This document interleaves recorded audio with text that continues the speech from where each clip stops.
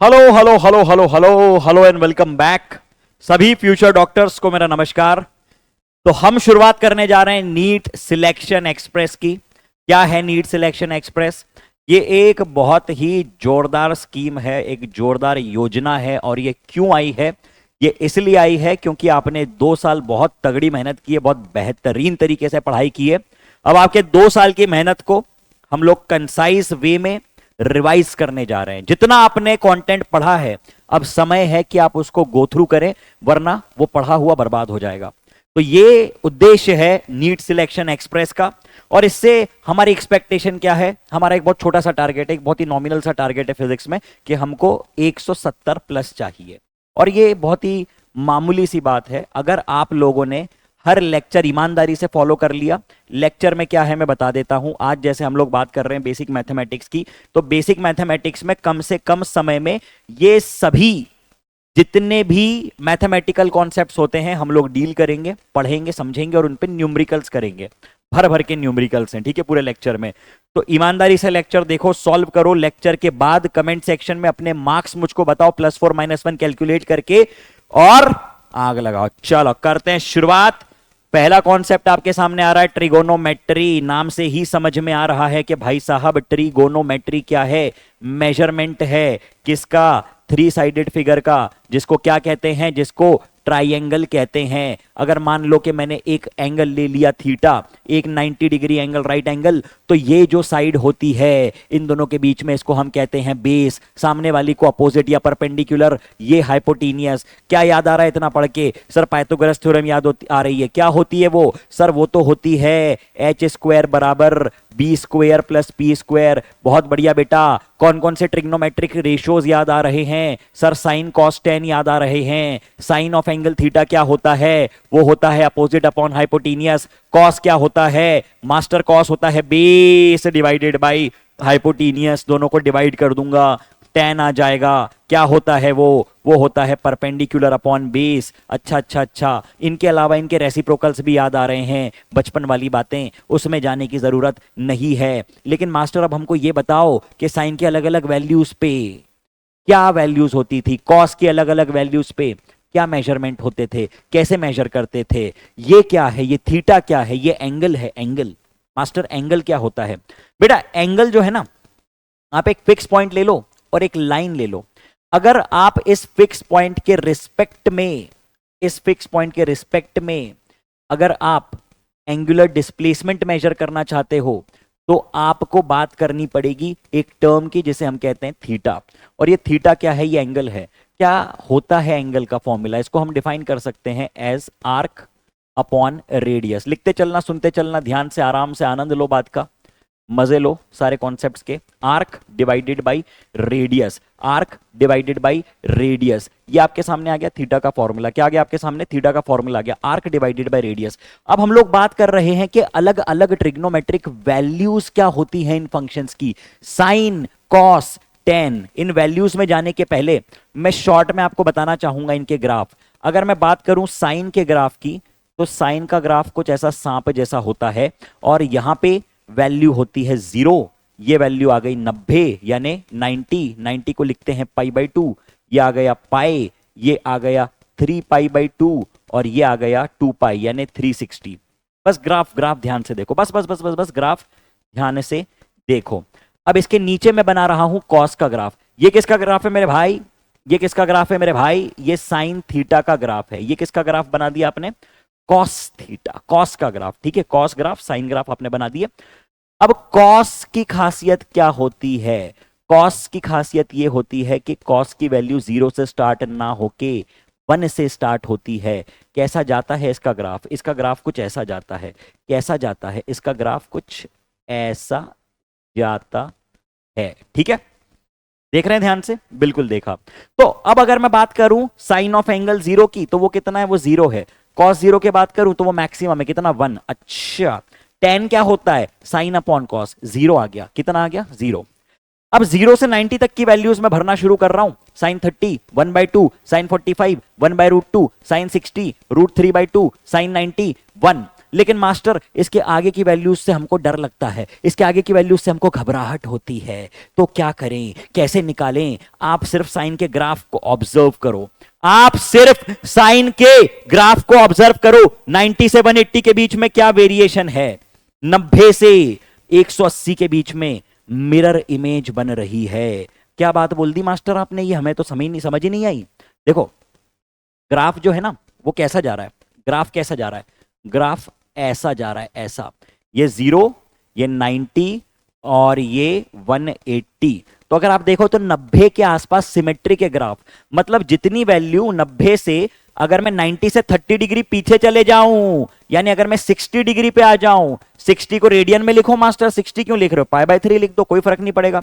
और अगर मैं 30 डिग्री आगे चला जाऊं, 30 डिग्री आगे चला जाऊं, मतलब मैं चला जाऊं 120 पे, वैल्यू सेम रहने वाली है, पॉजिटिव थी तो पॉजिटिव ही रहने वाली है। ओ हो साइन 120 की वैल्यू कितनी होने वाली है, जितनी साइन 60 की होती है। तो कितनी लिख दी आपने, √3/2। 135 की बोल के बताओ मास्टर तो माने, आप मुझको बताओ कि 90 से 45 डिग्री अगर आप पीछे चले जाओगे तो कहां पे जाके खड़े हो जाओगे मास्टर, 45 पे जाके खड़े हो जाएंगे। 45 आगे चले जाओगे तो कहां पे जाके खड़े हो जाओगे मास्टर, 90 + 45 135 पे जाके खड़े हो जाएंगे। तो क्या दोनों वैल्यूज बराबर है, बिल्कुल बराबर है। ये लिख दिया आपने 1/√2, क्या लिख दिया आपने, 1/√2। बहुत बढ़िया, मजा आ गया, आनंद आ गया। अब अगर आप बात करो यहां पे साइन 150 की, 90 से 60 डिग्री पीछे चले जाओ, 90 - 60 30, 60 डिग्री आगे आ जाओ। अब तो कैच कर लिया होगा है, अब तो केकेटी समझ में आ गई आप लोगों को। मास्टर केकेटी क्या होती है, के तुम्हारा मास्टर और टी फॉर ट्रिक, केकेटी। चलो बहुत बेहतरीन। तो ये कितना आ गया, ये वैल्यू कितनी आ गई, ये वैल्यू आ गई 1/2 और cos 180 तो दिख ही रहा है 0। ओ हो, मतलब जो वैल्यू हमने यहां पे लिखी उसी की मिरर इमेज यहां पे बना दो, एक मिरर लगा दो, ये सारी वैल्यूज उल्टी करके लिख दो, आ गया आंसर। अब cos की वैल्यूज हम लिखें तो जो वैल्यू साइन के लिए आपने लिखी है 0 से 1, उनको रिवर्स ऑर्डर में लिख दो। तो ये बन गया कितना 1, ये बन गया √3/2, 1/√2, 1/2, 0। ओके, सेम फंडा के टी का मैं लगाऊंगा कॉस के ग्राफ के लिए। कॉस के ग्राफ में देखो, कॉस के ग्राफ में देखो 0, ये कितना है π/2, ये कितना है पाई, ये कितना है 3π/2, 3π/2, 2π। बहुत बेहतरीन। तो आप यहां पे देखो सिमेट्रिक तो है, लेकिन प्लस का माइनस, माइनस का प्लस, प्लस का माइनस, माइनस का प्लस। अच्छा, मतलब कि मैं वैल्यूज वही लिखूंगा। मैं ग्राफ बना देता हूं शॉर्ट में, तेज रफ्तार में मैं ग्राफ बना देता हूं, ग्राफ खींच देता हूं, कोई दिक्कत नहीं है। ये मैंने ग्राफ खींच दिया कॉस का, सुनिएगा जरा ध्यान से, कॉस का ग्राफ मैंने खींच दिया, कॉस का ग्राफ मैंने खींच दिया, लेकिन वो ग्राफ कुछ ऐसा जा रहा है मेरे भाई, वो ग्राफ कुछ ऐसा जा रहा है मेरे भाई, वो ग्राफ कुछ ऐसा जा रहा है। 0 पे 1, 90 पे 0। अब 90 से अगर मैं थोड़ा पीछे आऊंगा तो 90 से पीछे की वैल्यूज कॉस में पॉजिटिव है, लेकिन 90 से 180 के बीच की सभी वैल्यूज नेगेटिव हैं। तो आपको यह सूचित किया जाता है कि ये सभी वैल्यूज नेगेटिव हो जाएंगी। 90 - 30 यानी cos 60 की जो वैल्यू होगी वही cos 120 की होगी। कितनी होगी, यहां पे अगर हम लोग बात करें cos 120 की तो कितनी वैल्यू बन जाएगी cos 120 की, जरा बोल के बताओ मास्टर कितनी वैल्यू है। ये बेटा 1/2 है, तो इसको आपने लिख दिया माइनस का 1/2, बहुत बेहतरीन। इसको आपने लिख दिया माइनस का 1/√2, बहुत बेहतरीन। इसको आपने लिख दिया कितना, इसको आपने लिख दिया माइनस का √3/2, बहुत बेहतरीन। और यहां पे आपने क्या लिख दिया cos 180 माइनस का 1। जल्दी लिखो, इतनी बात ठीक है सबको, जल्दी चलो चलो चलो चलो चलो, done done done done done. तेज रफ्तार में बातें बढ़ाते हैं आगे। मास्टर कुछ बातें और कर लो जरा एंगल पे, ठीक है कर लेते हैं। बेटा थीटा आपने क्या बताया, यहां पे पूछा जा रहा है the circular arc is of length pi, मतलब ये जो आर्क है, आर्क, ये जो आर्क है आर्क, इसकी लेंथ देके रखी है पाई। अब आपसे पूछा जा रहा है find the angle subtended bye it at the centre. तो आप कहेंगे थीटा, थीटा होता क्या है, थीटा होता है arc divided by radius, arc divided by radius. Arc कितनी देके रखी है आपको, आर्क देके रखी है पाई, और रेडियस कितना देके रखा है 6। तो ये भी सेंटीमीटर, ये भी सेंटीमीटर, चिंता नहीं करनी यूनिट की। ये थीटा आपके पास आ गया π/6। लेकिन मास्टर ये क्या है? ये मीटर है, सेकंड है, केजी है, ये क्या है? बेटा ये एंगल का मेजरमेंट है। इसके लिए दो यूनिट्स हमारे पास होती हैं, एक होती है डिग्री और एक होती है रेडियन। लेकिन मास्टर अभी तक आपने इनके बीच का रिलेशन हमको नहीं बताया। कोई बात नहीं, रिवाइज करवा देते हैं। यहाँ पे देख लो जरा सामने क्या रिलेशन होता है। जो कंप्लीट स्पेस होता है उसको हम डिवाइड करते हैं 4 भागों में, यानी ये कुल मिला के होता है 360 डिग्री। और 360 डिग्री इक्विवेलेंट होता है 2 पाई रेडियन के। तो आप लिख सकते हैं कि पाई रेडियन बराबर 180 डिग्री, π/2 रेडियन बराबर 90 डिग्री, π/3 अगर मैं 3 से डिवाइड कर दूंगा, अगर मैं 3 से डिवाइड कर दूं, π/3 कितना आ जाएगा? 60 आ जाएगा। π/6 कितना आ जाएगा? 30 आ जाएगा। तो यही आंसर आप क्या दे सकते हैं? इसी को आप लिख सकते हैं 30 डिग्री। बोलो ठीक है, सरल बात है एकदम। लो अगला सवाल करो इसी बात पे तेज रफ्तार में। सभी लोग क्या बोलता है ये? When a clock shows 4 o'clock, एक घड़ी में कितनी बज रही है? एक घड़ी में 4 बज रही है। एक घड़ी में कितनी बज रही है? एक घड़ी में 4 बज रही है। कैसे बजती है 4? 12 बजानी तो आती है हमको 12 बजानी आती है ना, ये बजा दी हमने 12। ये बज गई 12, ये 1, ये 2, ये 3, ये 4, ये 5, ये 6। बहुत बेहतरीन, ठीक है, पूरा नहीं लिख रहा हूं। ये 4 है। अब ये बज गई 4, 4 o'clock हो गई। ये 4 o'clock, 4 o'clock। क्या मैं ये मान सकता हूं कि 4 बजाने में जो कंप्लीट स्पेस है उसको हमने 3 भागों में डिवाइड कर दिया? 4 बजाने में जो कंप्लीट स्पेस है उसको हमने 3 भागों में डिवाइड कर दिया, 3 हिस्सों में डिवाइड कर दिया। कर दिया क्या? 1, 2 और 3 इस तरह से। तो क्या मैं ये कह सकता हूं कि जो एक एंगल थीटा है वो 1/3 है टोटल एंगल के? यानी थीटा को मैं 1/3 ऑफ 2 पाई लिख सकता हूं। थीटा को मैं 1/3 ऑफ 2 पाई लिख सकता हूं। हाँ जी बिल्कुल लिख सकता हूं। कितना होता है ये? 2π/3। लेकिन मास्टर इसको उसमें लिख के बताओ ना, डिग्री में। अरे डिग्री में 360 का 1/3 कर दे, 120 कितना आ गया? 120 यानी 2π/3 आंसर आ गया ना। कितना? ए और सी दोनों मैच हो गए। ठीक है बात, आंसर आपके सामने आ गया ए एंड सी। चलो बहुत बेहतरीन, बातें बढ़ा देते हैं आगे तेज रफ्तार में, अच्छे से डब्बे में डाल देते हैं, है ना। चलो बहुत बेहतरीन, आइए बातें बढ़ाएं आगे। अब हम लोग कुछ बेसिक फॉर्मूले रिवाइज करेंगे, उसके बाद कुछ और सवाल करेंगे। देखो सारे फॉर्मूले लिखे हैं सामने, लेकिन कैसे याद रखना है वो बता रहा हूं। Sign A plus B, sine A cos B plus cos A sine B, sine A minus B, same फॉर्मूले में माइनस लगा दो, ठीक है। Cos A plus B, cos A cos B minus sign A sine B, और cos A minus B, minus के बदले plus लगा दो। याद हो गया? जैसे मुझे याद है वैसे याद हो गया, बहुत बढ़िया। Tan A plus B, sine A, दिमाग से खेलो, दिमाग से सुनो, सुनो। Tan A plus B, sine A plus B divided by cos A plus B. Sine A plus B क्या है? Sine A cos B plus cos A sine B. उठाओ और रख दो यहां पे। क्या बोला मैंने? मैंने बोला कि टेन ए प्लस बी, जीवन में कभी उलझोगे नहीं तुम ट्रिग्नोमेट्री के फॉर्मूले में, बता रहा हूं मैं कसम से, मजा आ जाएगा जीवन का। देखो इधर, देखो देखो देखो देखो देखो देखो देखो, टेन ए प्लस बी को आपने लिख दिया sine A plus B divided by cos A plus B. बन गया टेन ए प्लस बी, बिल्कुल बन गया, है ना। और इसको आपने क्या लिख दिया आगे? इसको आपने पूरा फॉर्मूला उठा के रख दिया, sine A cos B plus cos A sine B, और यहां पे cos A cos B minus sign A sine B. लिख देता हूं मैं, ठीक है, एक स्टेप की बात है, लिख देता हूं, थोड़ी सी मेहनत कर लेते हैं आपके लिए।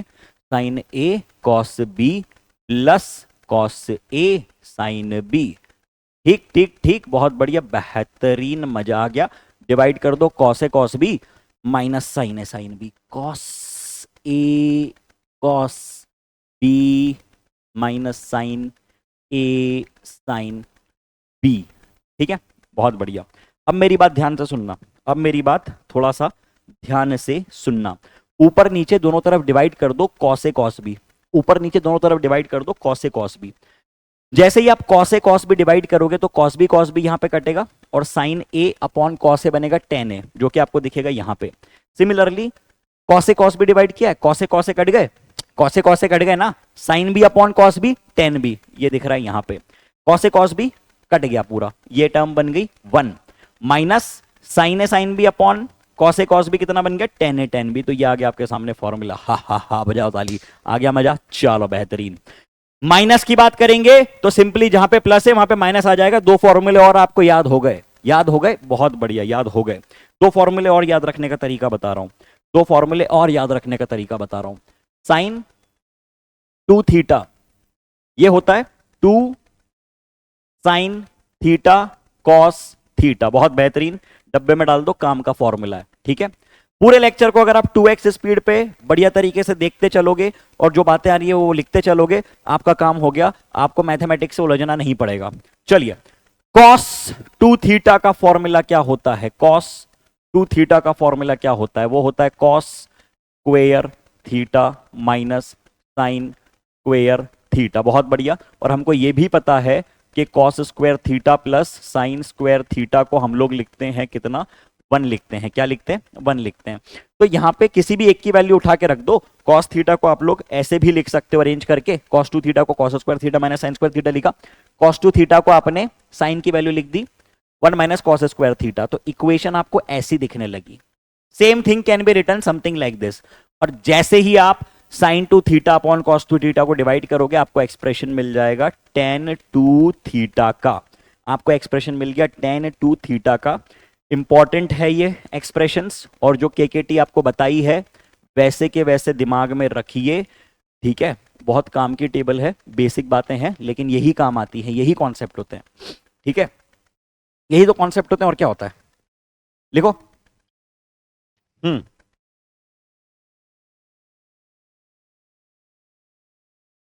एक सिंपल सा सवाल आपके सामने आ रहा है, और उस सवाल को क्या बोल रहा है? Convert the angle from radian two degree. बहुत ही आसान सवाल। पाई बाय टू कितना होता है? 90 degree.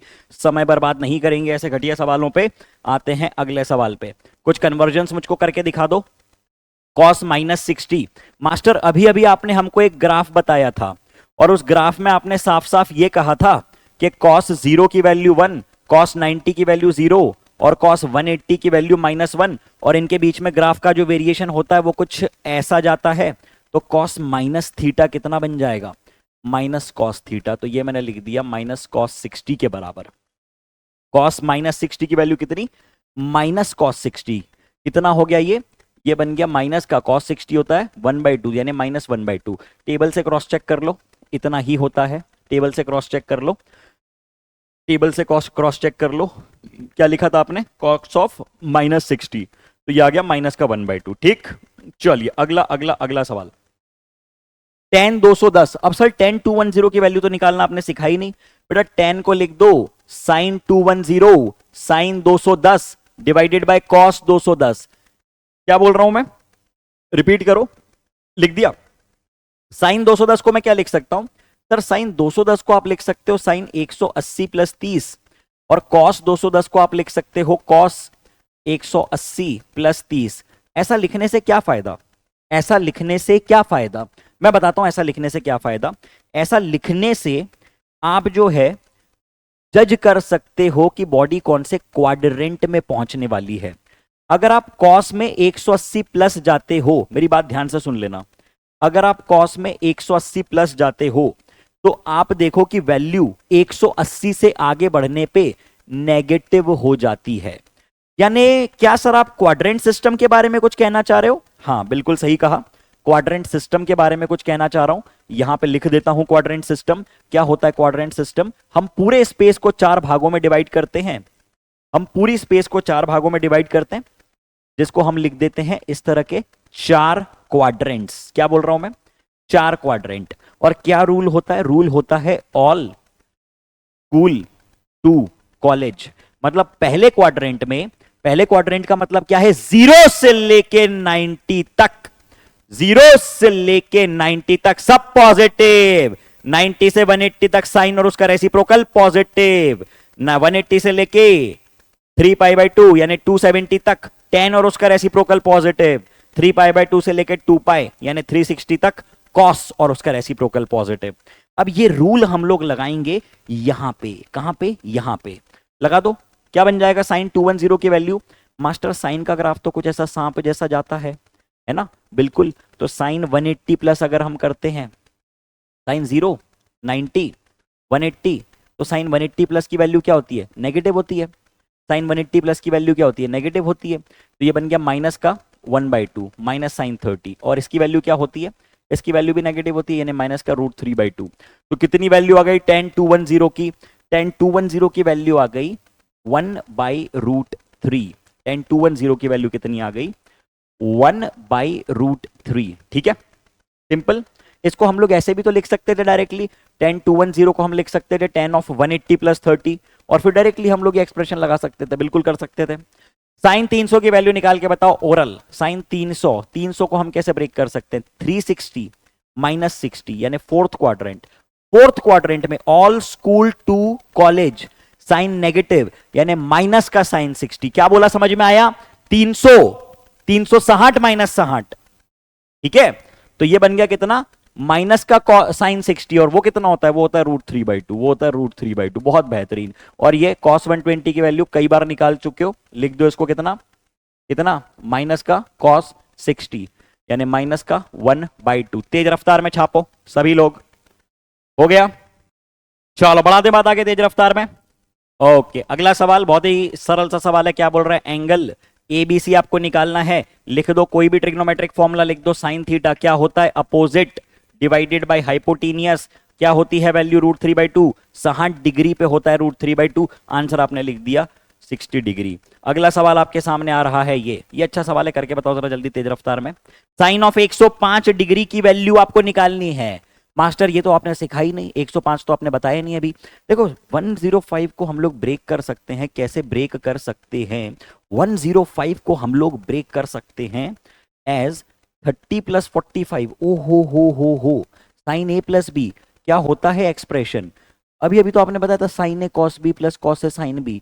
Sign A cos B plus cos A sine B. ओ हो साइन ए कितना बन गया, साइन ए बन गया 1/2 इंटू 1/√2 प्लस कॉस 30 होता है √3/2 इंटू 1/√2। ओ हो ओ हो। अब क्या करें, अब क्या करें इसमें बताइए जरा, अरेंज कर लेते हैं, एलसीएम ले लेते हैं। कितना बन गया, दिखने लग गया सबको, ऑप्शन दिख ही रहा है, √3 + 1/2√2। एलसीएम ले लो, आंसर आपके सामने आ गया है। एलसीएम ले लो 2√2 और ऊपर कितना बन जाएगा, √3 + 1। आंसर आपके सामने आ गया है डी। बहुत ही सरल सी बात थी। अगला सवाल आपके सामने, करेक्ट वैल्यू ऑफ cos 2। अब ये सवाल देने का उद्देश्य क्या है, ये सवाल देने का उद्देश्य है आपको स्मॉल एंगल फॉर्मूला बताना, या तो स्मॉल एंगल अप्रोक्सीमेशन बताना, एंगल अप्रोक्सीमेशन सिखाना। क्या होता है स्मॉल एंगल अप्रोक्सीमेशन?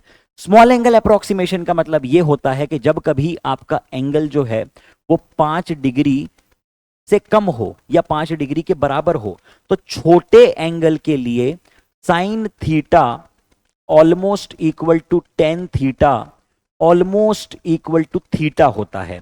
ऐसा क्यों? ऐसा इसलिए क्योंकि एंगल की अगर आप बात करें तो एंगल क्या होता है, एंगल होता है theta equals to arc upon radius, theta equals to arc divided by radius.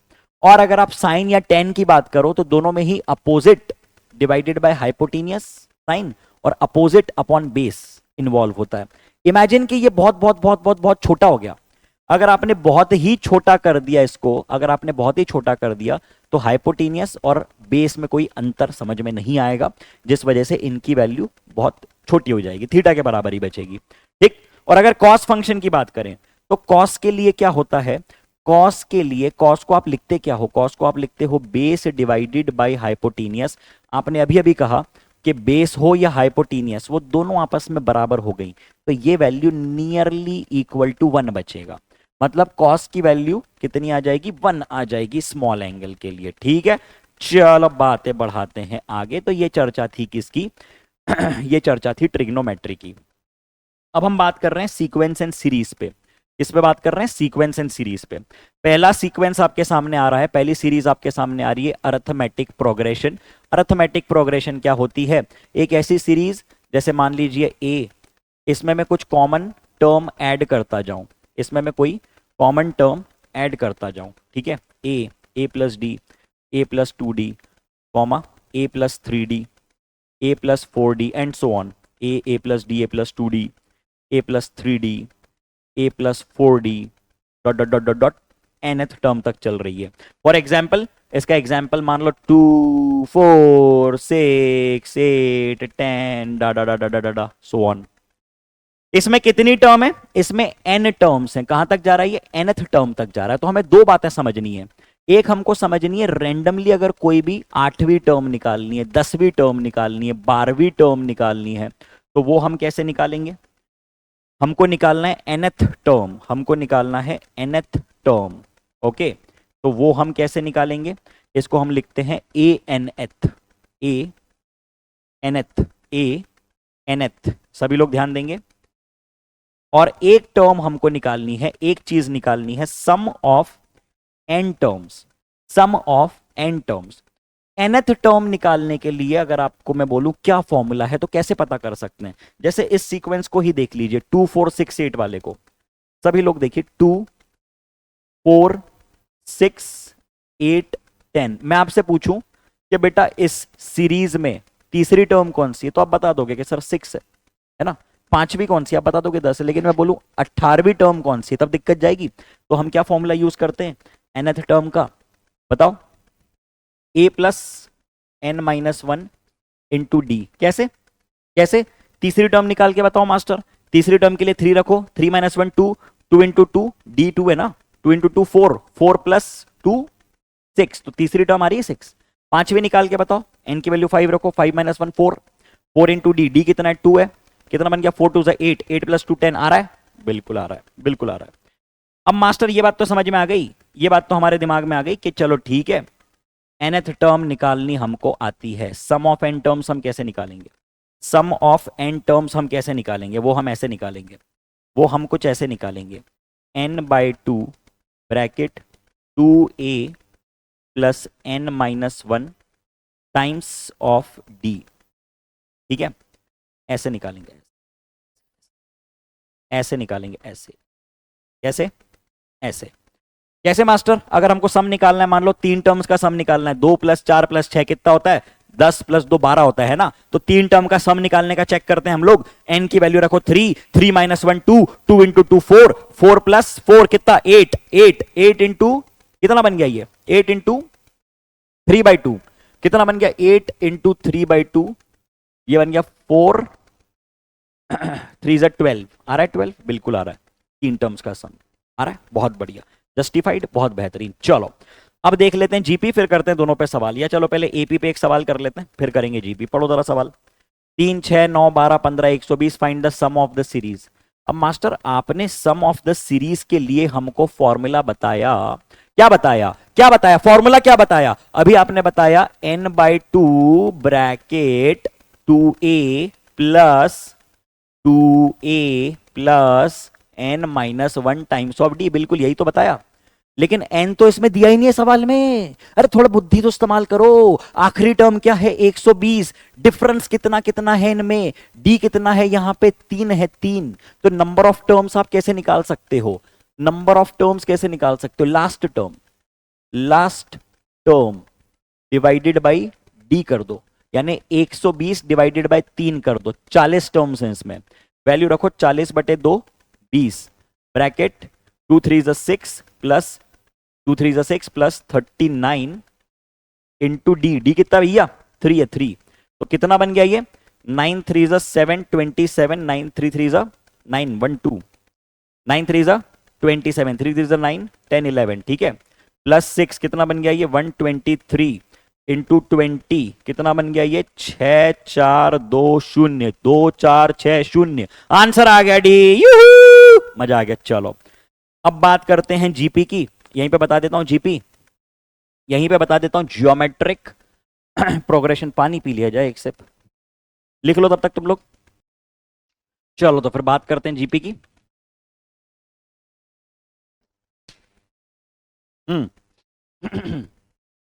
भैया कैसी सीरीज होती है जीपी? ज्योमेट्रिक प्रोग्रेशन एक ऐसी सीरीज होती है जिसमें आप एक कॉमन डिफरेंस मल्टीप्लाई करते जा रहे हो, A R square, A R cube and so on.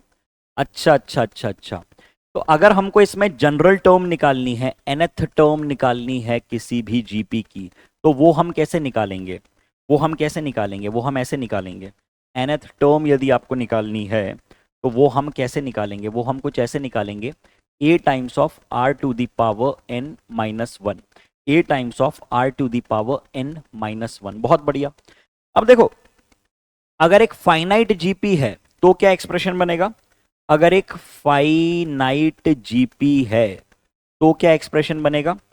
Finite GP के लिए sum sum sum sum of N terms, sum of N terms का एक्सप्रेशन क्या बन जाएगा? ध्यान से देखना, ये बन जाएगा a टाइम्स ऑफ r की power n minus one divided by r minus one. ठीक, अब इसमें अगर हम लोग r की वैल्यू 1 कर देते हैं तो r की वैल्यू 1 के लिए क्या बनेगा? मैं साफ साफ लिख देता हूं, ये फॉर्मूला कब वैलिड है? ये फॉर्मूला वैलिड तब है जब r की वैल्यू 1 नहीं है। ठीक है, और जब r की वैल्यू 1 है तो डायरेक्टली क्या बन गया? ए कितनी बार? n times. तो सम क्या बन जाएगा?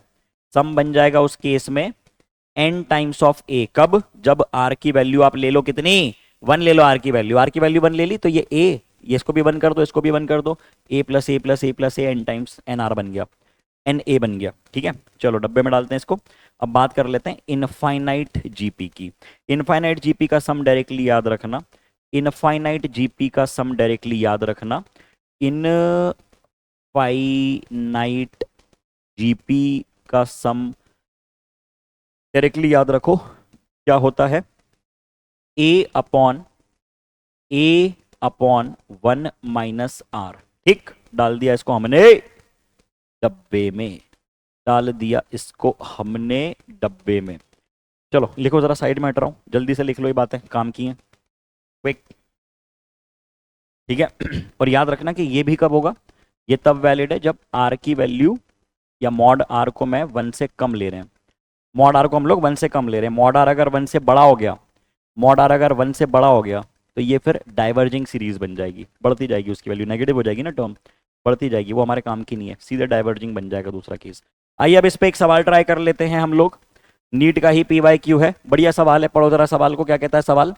Equivalent capacitance between A and B. अब जरा सिस्टम समझना, ये ए है और ये बी है, और इनके बीच का आपको इक्विवेलेंट कैपेसिटेंस निकालना है।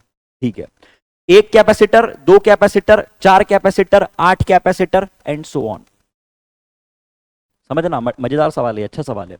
एक कैपेसिटर सी, सुनना सुनना सुनना सुनना, सी, अब ये सी और सी सीरीज में कितने बन जाएंगे? सी और सी का कैपेसिटेंस सीरीज में कितना बन जाएगा? सीरीज में है तो ये C/2 बन जाएगा, कैपेसिटर है। अब ये 4 आ गए तो इन चारों का इक्विवेलेंट कितना बन जाएगा? ये C/4 बन जाएगा। फिर इसके बाद C/8 आ जाएगा। तो आप इसका एक छोटा सा इक्विवेलेंट डायग्राम भी ड्रॉ कर दीजिए। आप इसका एक छोटा सा इक्विवेलेंट डायग्राम भी ड्रॉ कर दीजिए। क्या बन जाएगा इसका इक्विवेलेंट डायग्राम? देखना जरा ध्यान से। ये आपने आपका सिस्टम बना दिया और इसमें आपने लगा दिए कैपेसिटर्स, इसमें आपने लगा दिए कैपेसिटर्स। एक कैपेसिटर कितना है? ये है C। अगला कैपेसिटर कितना है? अगला कैपेसिटर आपने बना दिया 2C। उसके बाद वाला कैपेसिटर आपने कितना बना दिया? 4C। Sorry, C/2, C/4, C/2, C/4, और ये कितना बना दिया? ये बना दिया आपने C/8, C/8, और चलता जा रहा है ये। ठीक है, चलता जा रहा है। तो क्या सीरीज है ये? क्या सीरीज है? अब ये तो ए और बी के बीच का आपको इक्विवेलेंट निकालना है, ए और बी के बीच का इक्विवेलेंट निकालना है। अब ये सारे आपस में किस तरह के कॉम्बिनेशन में है? ये सारे आपस में पैरेलल कॉम्बिनेशन में है, ये सभी आपस में पैरेलल कॉम्बिनेशन में है। तो C इक्विवेलेंट कितना आ जाएगा? C इक्विवेलेंट कितना आ जाएगा? C इक्विवेलेंट कितना आ जाएगा? वो आ जाएगा C plus C/2 plus C/4 plus C/8 plus dot dot dot dot dot dot dot dot dot so on. Master ये कैसी सीरीज है? ये किस तरह की सीरीज है? बेटा ये जीपी है, और अगर ये जीपी है, अगर ये एक जीपी है तो जीपी के लिए आर कितना है वो तो हमको दिख ही नहीं रहा। आर कैसे निकालते हैं हम लोग? अगली टर्म डिवाइडेड बाय पिछली टर्म, अगली टर्म डिवाइडेड बाय पिछली टर्म, अगला पिछला डिवाइड कर दो। ठीक है, अगला पिछला डिवाइड कर दो, आपको मिल जाएगा आर। कितना आ रहा है? C/2 अपॉन C, यानी 1/2। आर की वैल्यू 1 आ गई। अब आपको इसका इक्विवेलेंट निकालना है, सीधा सा फंडा लगाओ, सम ऑफ इनफाइनाइट कितनी बनती है? ये क्या हो जाता है इसका सम? इसका सम कितना हो जाता है? इसका सम हो जाता है A divided by 1 minus R. यानी ए कितना है, ए है सी अपॉन 1 माइनस 1/2, ये बनता है 1/2, तो आंसर आ जाएगा 2c। तो आंसर आपने लिख दिया 2c। ओ हो, लिखो जरा तेज रफ्तार में, हट रहा हूं साइड में, चलो क्विक, चलो चलो चलो चलो, अब स्पीड थोड़ी सी बढ़ा रहे हैं, है ना। अगला टॉपिक आपके सामने लॉगरिथम। बेसिक बेसिक बातें पहले समझ लेते हैं। एक्सपोनेंट यानी इंडाइसेस वाले लॉ और लॉगरिथम लॉज। इंडाइसेस वाले लॉज की अगर हम बात करें तो x to the power a into x to the power b, indices क्या होते हैं, एडअप हो जाते हैं, तो x to the power a plus b, मालूम है हमको, बिल्कुल मालूम है। x to the power a upon x to the power b, x to the power a minus b, x to the power a और उसकी भी पावर b, तो सिंपली दोनों को आपस में कर दो मल्टीप्लाई। x की पावर माइनस a, किसी भी चीज की पावर माइनस होती है तो चरणों में आ जाती है, यानी रेसिप्रोकल नीचे आ जाएगा, 1 अपॉन एक्स की पावर है। किसी भी क्वांटिटी की पावर 0 कितना होता है, 1 होता है। उम्मीद करता हूं बेसिक बातें आपको पता है। तेज रफ्तार में लॉगरिथम समझते हैं। Log A into B, log A plus log B, log A by B, log A minus log B, log A to the power B, A to the power B जो सर पे रहता है ना, वो कभी भी चरणों में आ जाता है। याद रखना, जीवन में जो सर पे चढ़ेगा लॉग उसको पांव में ले आएगा तुरंत। लॉग 1 अपॉन एक्स की पावर है, रटने वाली बात नहीं है। 1 अपॉन एक्स की पावर ए को लिख दो एक्स की पावर -1 और माइनस को बाहर ले जाओ, तो ये कितना आ गया, ये आ गया माइनस, माइनस लिख देता हूं यहां पे, देखो लॉग एक्स, और यहां पे क्या लिखा है आपने, 1 अपॉन एक्स की पावर ए। तो इसको अरेंज करके, रीअरेंज करके लिख दो ऐसे, लॉग एक्स इंटू एक्स की power minus A, minus A बाहर निकाल लो, माइनस ए बाहर निकाल लो, log x with base X होता है 1। क्यों मास्टर, क्योंकि किसी भी क्वांटिटी को आप ऐसे एक्सप्रेस कर सकते हो। कैसे एक्सप्रेस कर सकते हो, मान लो आपने लिखा है log A with base B, तो इसको आप लिख सकते हो log A with base 10 upon log B with base 10।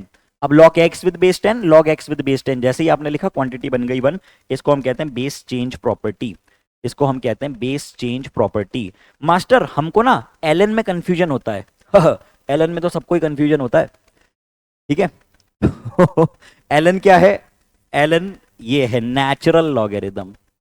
Elon क्या होता है, एलन मान लो आपने बात की एलन एक्स की, ठीक है। दो तरह के लॉगरिथम होते हैं, एक होता है log with base 10, log with base 2, log with base 3, कुछ भी हो सकता है। और जब आप लॉग को विद बेस ई ले लेते हो तो वो बन जाता है नेचुरल लॉगरिथम, वो बन जाता है नेचुरल लॉगरिथम, जिसको हम लिखते हैं एलन। और क्या रिलेशन होता है एलन और लॉग के बीच में, क्या रिलेशन होता है एलन और लॉग के बीच में, यहां पे बता देता हूं क्या रिलेशन होता है, यहां पे बता देता हूं क्या रिलेशन होता है। अगर आप बात करो एलन एक्स की, तो वो होता है 2.303, साफ साफ लिख देते हैं, थोड़ा सा काम की बात है। L N x 2.303 log x with base 10, मतलब लॉग की जो भी वैल्यूज हैं उसको 2.303 से मल्टीप्लाई कर दोगे तो एलन की वैल्यूज बन जाएंगी। जैसे log 1 की वैल्यू 0, log 2 की वैल्यू 0.3010। अब यहां पे हम लोग अगर ln की वैल्यू लिखें, ठीक है, सुनना, ln ऑफ 2 कितना बन जाएगा, तो वो बन जाएगा 2.303 टाइम्स ऑफ log 2, ये विद बेस 10 है, तो इसमें 2.303 मल्टीप्लाई कीजिए, नियरली 0.69 समथिंग आएगा। log 3 की वैल्यू आपको देके रखिए, ln 3 की वैल्यू आपको निकालनी है, वापस 2.303 मल्टीप्लाई कर दीजिए, वैल्यू मिल जाएगी, ठीक। बेसिक लॉगरिथम याद कर लो 2357, इतने याद कर लो, बाकी सारे अपने आप याद हो जाएंगे, ठीक। चलो तो करते हैं एक सवाल, अगला सवाल आपके सामने है, ये find the value of log 15। अब कैसे तोड़ें log 15 को, log 15 को हम लिख देते हैं log of 5 into 3 with base 10, तो इसको आपने लिख दिया log 5 with base 10 plus log 3 with base 10, और ये बन गया कितना, log 5 की वैल्यू कितनी, log 5 की वैल्यू 0.698, log 3 की वैल्यू 0.47 समथिंग, इनको एडअप कर दो, आंसर आपके सामने आ गया, नियरली 1.1 समथिंग आंसर आएगा, 1.1 समथिंग आंसर आएगा, इतना टिक कर रहा हूं मैं, करके देख लेना एग्जैक्ट। अगला सवाल आपके सामने आ गया है ये। अब क्या करें, log A plus B minus सी तो आपने बताया ही नहीं। अरे थोड़ी सी बुद्धि लगा लो मेरे भाई। Log A plus log B मेरे भाई माइनस लॉग सी। ओ हो ए प्लस बी को लिख दिया log A into B, minus सी को लिख दिया डिवाइड में, तो ये एक्सप्रेशन आपने लिख दिया log of A into B divided by C. तो एक्सप्रेशन आपके सामने बन गया log of A into B divided by C. तो कितना आ गया ये एक्सप्रेशन? 25, 5 से 5 25 है ना, तो 5 4 20, log 20 आ गया है आंसर। ये है आंसर। चलो बहुत बढ़िया, बेहतरीन, बातें बढ़ाते हैं आगे। अगला सवाल आपके सामने है ये अच्छा सवाल है, इसको करो solve. log of log x square with base 3 equal to 4। सबसे पहले कौन सी आइडेंटिटी लगाएं? सबसे पहले सर पे जो चढ़ेगा कदमों में गिरा दो। तो सर पे कौन चढ़ रहा है? 2 सर पे चढ़ रहा है, निकालो, गिरा चरणों में, गिरा दिया चरणों में। तो ये बन गया 2 log x विथ बेस 3 बराबर 4। बहुत बेहतरीन। 2 से 2 काट, ये बन गया 2 log of x with base 3 बराबर 2। मास्टर अब समझ में नहीं आ रहा हमको, हमने तो कभी ये बेस 3 देखा ही नहीं। बेटा बेस दिक्कत दे रहा है क्या? क्यों पियारों ओ मेरे प्यारे लाल, बेस दिक्कत दे रहा है क्या? तो बेस चेंज प्रॉपर्टी लगा दो भाई। कैसे लगाएं मास्टर? इसको लिख दो उठा के log x with base 10 divided by log 3 with base 10 बराबर 2। अब log 3 की वैल्यू कितनी है? log 3 की वैल्यू है 0.477। तो यहां पे 0.477 मल्टीप्लाई करो। अरे ये इसकी वैल्यू उठा के रख दो, 0.477 इंटू 2 कर दो, तो कितना आ जाएगा? ये आ जाएगा log x विथ बेस 10 बराबर 0.477 इंटू 2, 0.477 इंटू 2 कितना होता है ये 2 7 14, 2 7 14 प्लस 1 15, 2 4 8 प्लस 1 9, यानी 0.954, 0.954 log 9 की वैल्यू होती है। तो आंसर कितना आ गया? आंसर कितना आ गया? 0.954 log 9 की वैल्यू होती है। तो आंसर आपने लिख दिया 9। log x की वैल्यू 9 आ गई, log 9 विद बेस 10 होता है इतना। चलो बहुत बढ़िया, मजे आ गए। आगे बढ़ाते हैं बातें तेज रफ्तार में। एक और हलवा सवाल आपके सामने आ गया है। कितनी वैल्यू आ जाएगी इसकी? 10 10 बेस चेंज प्रॉपर्टी। आंसर आया 35। 1 सेकंड में होना चाहिए सवाल। बातें बढ़ाते हैं आगे। चलो अब बात कर रहे हैं स्लोप एंड ग्राफ की। स्लोप बहुत ही महत्वपूर्ण टॉपिक है, समझते हैं इसको। क्या होता है स्लोप? सबसे पहले तो हम ग्राफ कैसे खींचते हैं मास्टर? ग्राफ हम ऐसे और ऐसे खींचते हैं और इसके बीच में कुछ भी बना देते हैं। इस बात से हमारा क्या तात्पर्य है? इस बात से हमारा यह मतलब है कि दो वेरिएबल्स का वेरिएशन आप देख रहे हैं कि यदि x चेंज हो रहा है तो y कैसे चेंज हो रहा है, y चेंज हो रहा है तो x कैसे चेंज हो रहा है। अब यदि मान लो कि वेरिएशन कुछ ऐसा है, तो एक पॉइंट से दूसरे पॉइंट तक जाते समय, एक पॉइंट से किसी दूसरे पॉइंट तक जाते समय x की वैल्यूज भी चेंज हो रही हैं और y की वैल्यूज भी चेंज हो रही हैं। अब x में चेंज कितना आया है? x में चेंज आया है डेल्टा x और y में चेंज आया है डेल्टा y। कितना? x में डेल्टा x और y में कितना? y में डेल्टा y। ठीक है, तो स्लोप को हम कैसे डिफाइन करते हैं? स्लोप को हम डिफाइन करते हैं as the ratio of change in y upon change in x। ठीक है मास्टर, कितने तरह के स्लोप हो सकते हैं? बेटा 3 तरह के स्लोप हो सकते हैं। कौन कौन से मास्टर? पॉजिटिव, नेगेटिव और जीरो। पॉजिटिव, नेगेटिव और zero. Positive, negative, zero. Positive कौन सा होगा? पॉजिटिव ऐसा होगा। पॉजिटिव कैसा होगा? पॉजिटिव ऐसा होगा। ये नेगेटिव, ये जीरो। ठीक, हमारे मार्क्स कैसे हों? पॉजिटिव स्लोप जैसे हों। मतलब कि अगर आप लोग बात करें वेरिएशन की, तो डेल्टा एक्स के बढ़ने पे डेल्टा एक्स के बढ़ने पे, डेल्टा एक्स को अगर आप बढ़ा रहे हो, मतलब डेल्टा एक्स अगर पॉजिटिव है, ठीक है, तो डेल्टा वाई भी कैसा होना चाहिए? देखो ये यहां से यहां तक आप जा रहे हो, डेल्टा एक्स पॉजिटिव है, और यहां से यहां तक जाने में डेल्टा वाई की वैल्यू भी पॉजिटिव है। मतलब एक पॉइंट से दूसरे पॉइंट पे आप चढ़ते हो, चढ़ाई करते हुए अगर आप ऊपर जाते हो, तो डेल्टा एक्स भी बढ़ रहा है, डेल्टा वाई भी बढ़ रहा है, तो उनका रेशियो पॉजिटिव। लेकिन मास्टर इसमें अगर हम नीचे आएंगे तो कोई फर्क नहीं पड़ेगा, डेल्टा एक्स भी नेगेटिव, डेल्टा वाई भी नेगेटिव, तो भी स्लोप पॉजिटिव। लेकिन इस ग्राफ को अगर आप देखो तो किसी भी समय पे जब आप इसमें आगे बढ़ते हो, जब आप इस स्लोप पे आगे बढ़ोगे, तो क्या होगा? तो डेल्टा एक्स की वैल्यू रहेगी पॉजिटिव, डेल्टा एक्स की वैल्यू रहेगी पॉजिटिव, लेकिन डेल्टा वाई की वैल्यू नेगेटिव हो जाएगी, तो स्लोप नेगेटिव। और यहाँ पे तो वाई चेंज नहीं हो रहा है, जीरो स्लोप। चलो ठीक है, बहुत बढ़िया, सरल सी बात है, बातें बढ़ा देते हैं आगे। अब यहाँ पे बात चल रही है इक्वेशन ऑफ अ लाइन की।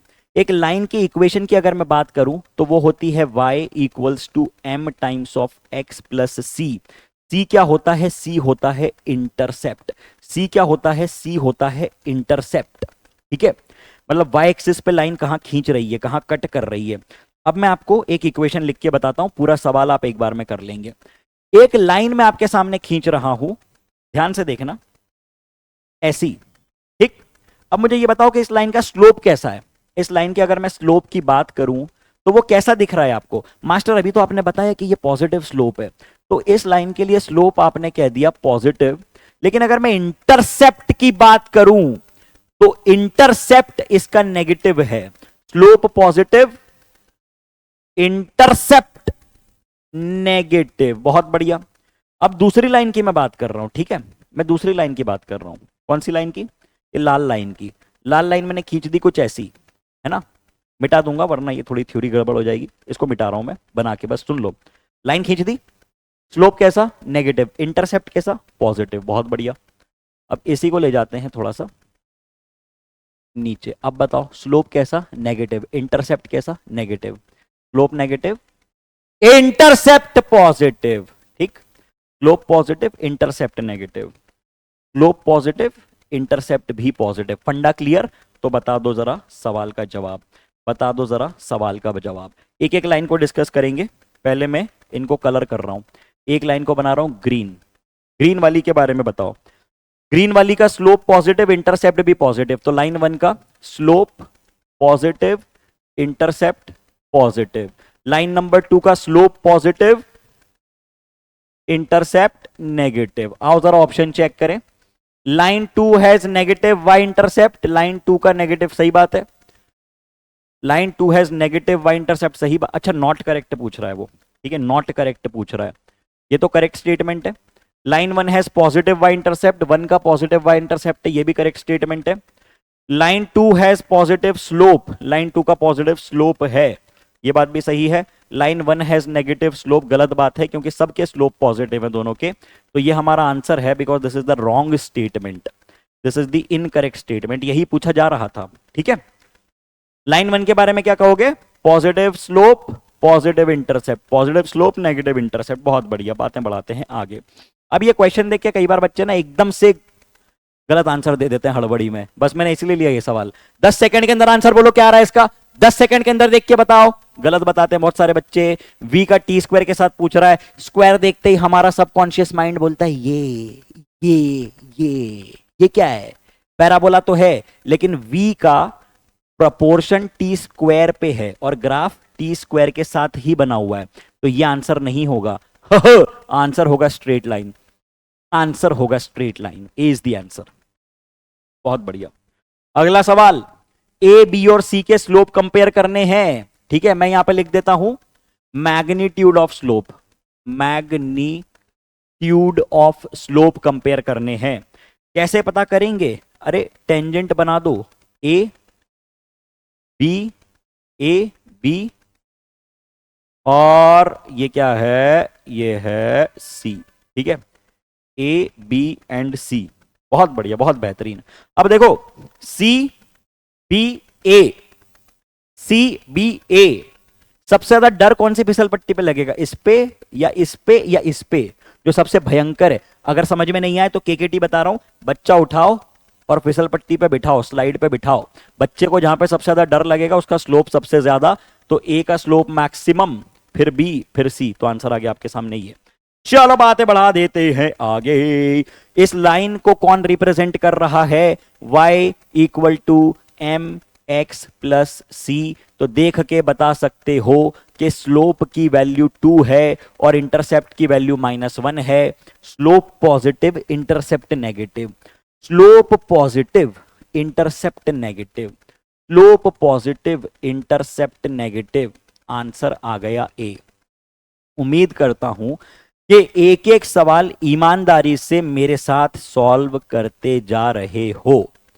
ठीक है, करते जा रहे हो तो बड़ा अच्छी बात है, बड़ी मजेदार बात है, करते चलो साथ साथ में। अब स्पीड थोड़ी और बढ़ाएंगे। Which graph is the best representation of y proportional to x square? Same question है लेकिन यहां पे x के साथ बात चल रही है, तो आंसर क्या आएगा? आंसर आएगा ए। ठीक है, बन गए समझदार, बहुत बढ़िया, शाबाश शाबाश शाबाश। चलो सेम टू सेम सवाल है, ये खुद करना, बातें बढ़ा रहे हैं आगे। पढ़ो जरा। What will be the slope of a line perpendicular to the line? अब इसमें सुन लो के, इसमें सुन लो के, यहां पे सुन लो कॉन्सेप्ट। यहां पे कॉन्सेप्ट क्या है? यहां पे कॉन्सेप्ट ये है कि दो लाइंस जो आपस में परपेंडिकुलर होंगी, two perpendicular lines, two perpendicular lines, for two perpendicular lines, जो स्लोप होते हैं ना, उनका प्रोडक्ट होता है कितना? -1। जो स्लोप होते हैं उनका प्रोडक्ट कितना होता है? उनका प्रोडक्ट होता है -1। अब आपने लिख दिया 2y plus 3x equals to 5। आपसे बोल रहा है कि what will be the slope of a line perpendicular to the line. इसका स्लोप कितना है? इसका स्लोप कितना है? मास्टर इसको इक्वेशन में तो लाओ आप, y equal to M X plus C से कंपेयर करो, थ्रू आउट 2 से डिवाइड कर दो।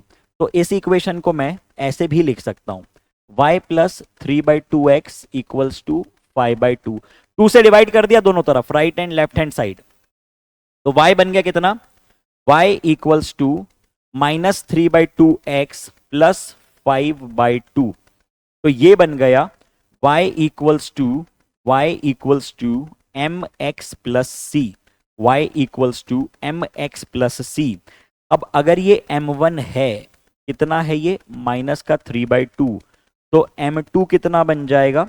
m2 बन जाएगा, कितना बन जाएगा बोलो जरा? m2 इक्वल टू -1, रखो जरा यहाँ पे -3/2 इंटू m2 इक्वल्स टू -1, तो ये कितना बन गया? ये बन गया 2/3, 2/3। तो आंसर आ गया 2/3। 2/3 इज द आंसर। ठीक है, देख लो, क्लियर है? सेम टू सेम फंडा आपके सामने आ रहा है, लेकिन इसको थोड़ा सा हमने मॉडिफाई कर दिया है।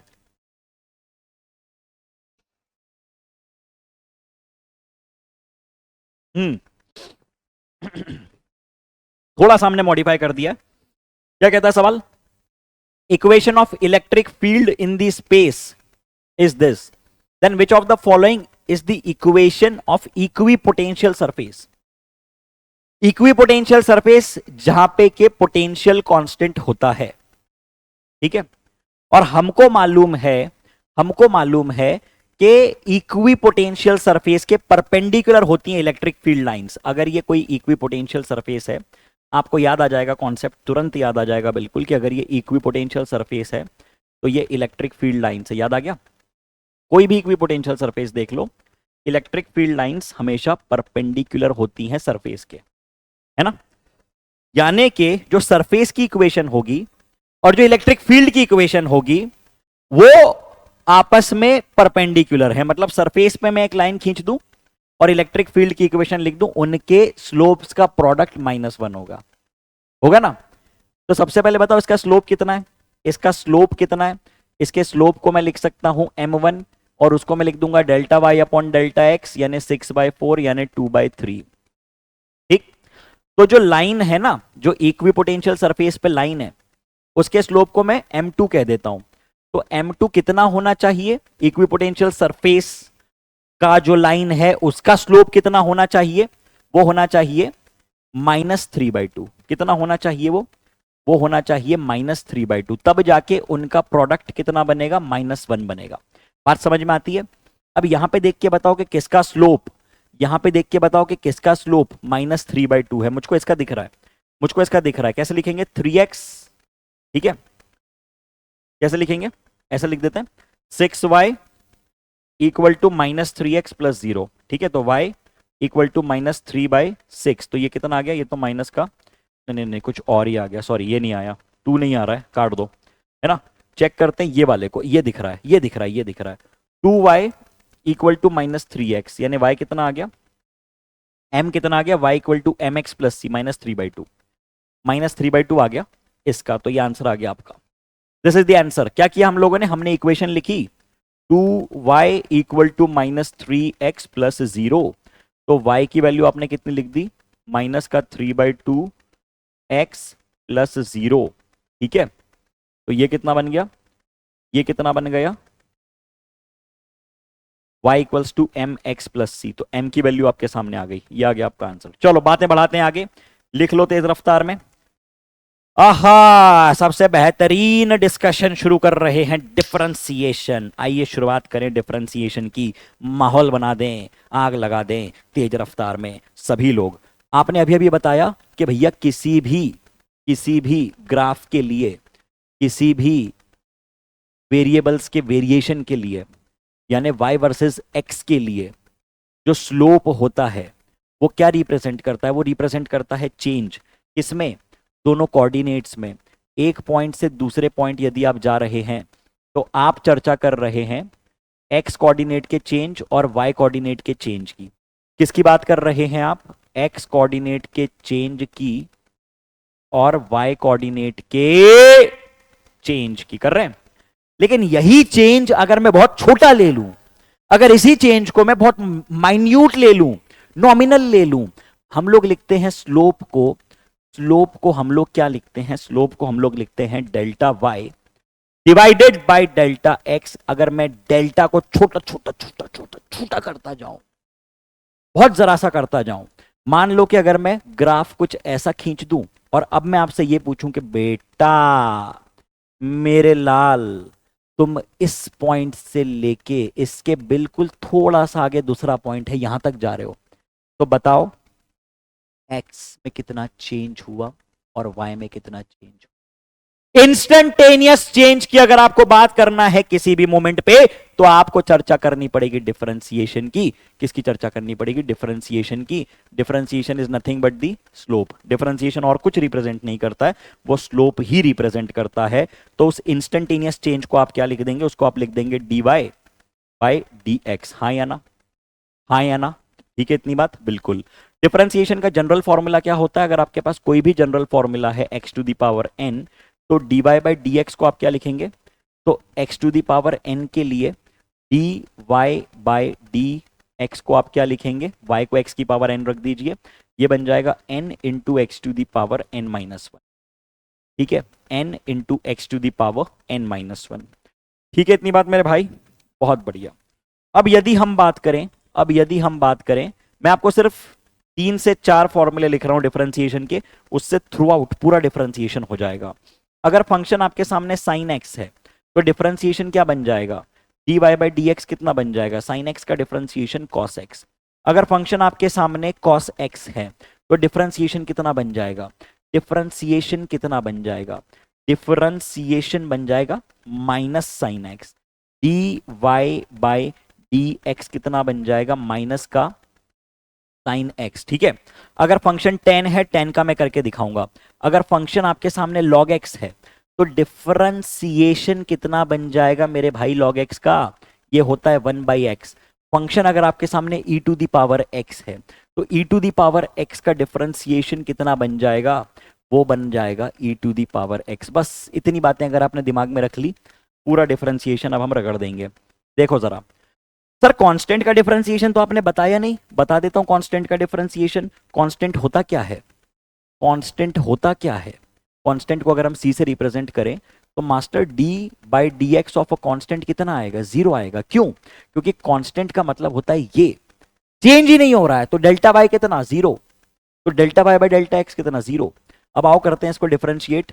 सिंपली एक्स स्क्वायर का डिफरेंशिएशन 2x, एक्स का डिफरेंशिएशन 1 और 8 का डिफरेंशिएशन 0। तो 2x + 1 इज द आंसर। ठीक, बढ़ते बढ़ाते हैं आगे।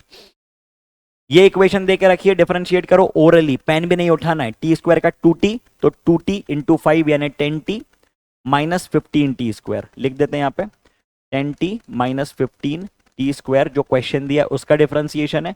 तो मास्टर आंसर मैच क्यों नहीं हो रहा है? गड़बड़ देके रखिए इसमें। ठीक है, इनको काट के मैं लिख रहा हूं, सीधा आंसर ये।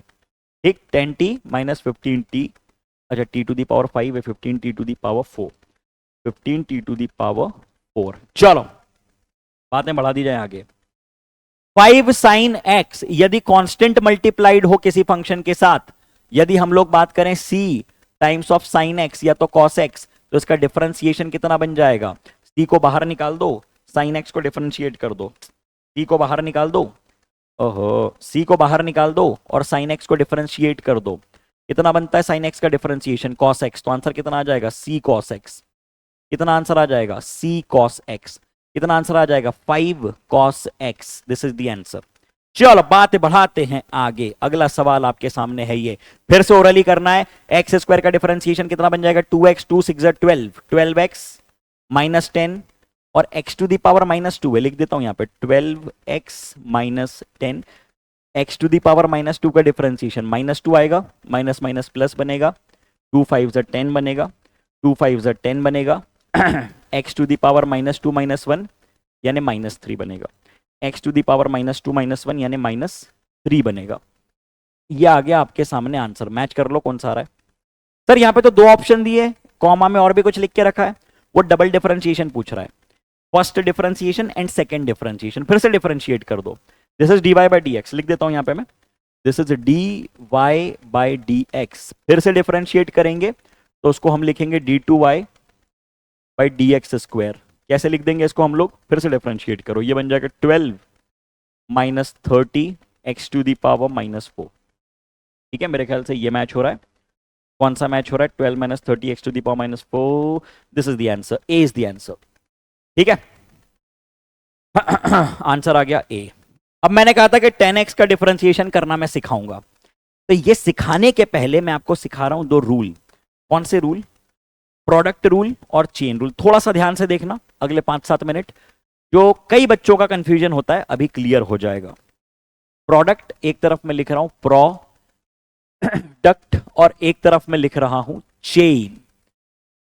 प्रोडक्ट रूल और चेन रूल, प्रोडक्ट रूल और चेन रूल, बहुत बेहतरीन।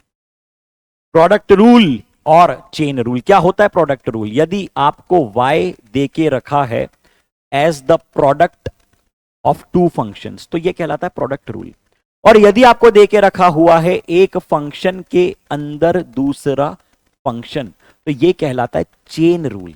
Product rule, chain rule. अच्छा अच्छा अच्छा अच्छा, एग्जाम्पल बताओ मास्टर। बताता हूं बेटा एग्जाम्पल। आप लोग देखो, जैसे y equal to sine x into cos x, y को लिख दो sine x into cos x. ठीक है, ये कहलाएगा प्रोडक्ट रूल। और यहां पे आप एग्जाम्पल देखो, यहां पे आप एग्जाम्पल देखो कि साइन के साथ कॉस नहीं आएगा, साइन के अंदर घुसा हुआ कॉस आया है। साइन के अंदर कॉस एक्स है, sine x into cos x, sine के अंदर कॉस एक्स। अंतर है दोनों में? बिल्कुल है। तो इसके लिए फॉर्मूला क्या होता है? इसके लिए मैंने बहुत ही सिंपल सा, मैं क्लास में केकेटी बताता हूं। ठीक है, जो लोग मुझसे पढ़ चुके हैं किसी और बैच में वो जानते हैं केकेटी क्या है। केके तुम्हारा मास्टर, टी ट्रिक। तो केकेटी में मैंने सीधे बताया था कि आपके सामने अगर 2 लोग हैं और आपको दोनों से बातें करनी है अलग अलग टॉपिक पे, एक से बात करो, दूसरा चुपचाप बैठ के मुंह देखेगा, दूसरे से बात करो तब तक पहला चुपचाप मुंह देखेगा, है ना। तो यहां पे भी वही करना है, डिफरेंशिएट करना है इसको। dy बाई डी एक्स कितना बन जाएगा? dy बाई डी एक्स बन जाएगा डिफरेंशिएशन ऑफ फर्स्ट फंक्शन। दूसरा फंक्शन क्या करेगा? बैठ के मुंह देखेगा। दूसरे को डिफरेंशिएट कर दो, पहला बैठ के क्या करेगा? पहला बैठ के मुंह देखेगा। पहला बैठ के क्या करेगा?